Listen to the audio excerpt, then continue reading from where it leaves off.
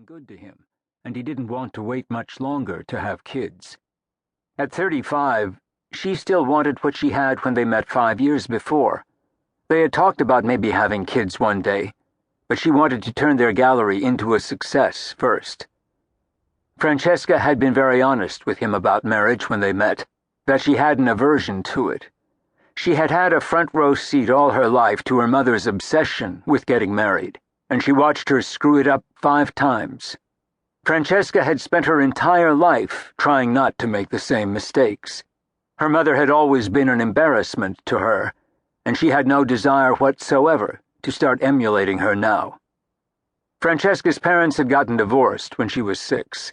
She had also watched her extremely handsome, charming, irresponsible father drift in and out of relationships, usually with very young girls who never lasted in his life for more than 6 months. That, combined with her mother's fetish for marriage, had made Francesca commitment-phobic until she met Todd. His parents' own bitter divorce when he was 14 had made him skittish about marriage, too. They had had that in common, but now he had begun to think that marriage made sense. He told her he was tired of their bohemian lifestyle where people lived together and thought it was fine to have kids without getting married. As soon as Todd blew out the candles on his 40th birthday cake, it was as if a switch were turned on, and without any warning, he turned traditional on her. Francesca preferred things exactly as they were and had always been. Now, suddenly, in recent months, all of Todd's friends seemed to live uptown. He complained about the West Village where they lived, and which she loved. He thought the neighborhood and people in it looked scuzzy. To complicate matters further, not long after they opened the gallery, they had fallen in love with a house that was in serious disrepair. They had discovered it on a snowy December afternoon and were instantly excited, and had gotten it at a great price because of the condition it was in. They restored it together, doing most of the work themselves. If they weren't working in the gallery, they were busy with the house, and within a year everything in it gleamed. They bought furniture at garage sales, and little by little they had turned it into a home they loved. Now Todd claimed that he had spent all of the last 4 years lying under a leaky sink or making repairs.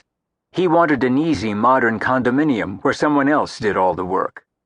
Francesca was desperately fighting for the life of their business and the house. Despite the failure of the relationship, she wanted to keep both, and didn't see how she could. It was bad enough losing Todd without losing the gallery, and her home, too. They had both tried everything they could to save the relationship, to no avail. They had gone to couples counseling and individual therapy. They had taken a 2-month break. They had talked and communicated until they were blue in the face. They had compromised on everything they could. But he wanted to close or sell the gallery, which would have broken her heart. And he wanted to get married and have kids, and she didn't, or at least not yet, and maybe never. The idea of marriage still made her cringe, even to a man she loved. She thought his new friends were dreary beyond belief. He thought their old ones were limited and trite. He said he was tired of vegans, starving artists, and what he considered left-wing ideals. She had no idea how they had grown so far apart in a few short years, but they had. They had spent last summer apart doing different things. Instead of sailing in Maine as they usually did, she spent 3 weeks in an artist's colony, while he went to Europe and traveled with friends and went to the Hamptons on weekends.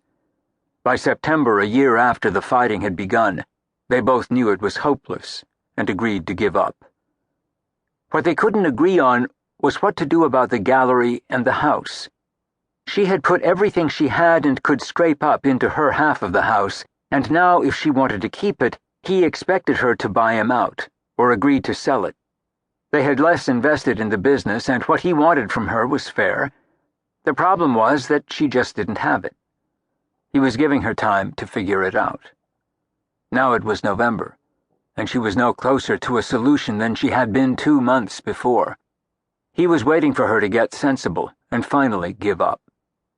Todd wanted to sell the house by the end of the year or recoup his share, and he wanted to be out of the business by then, too.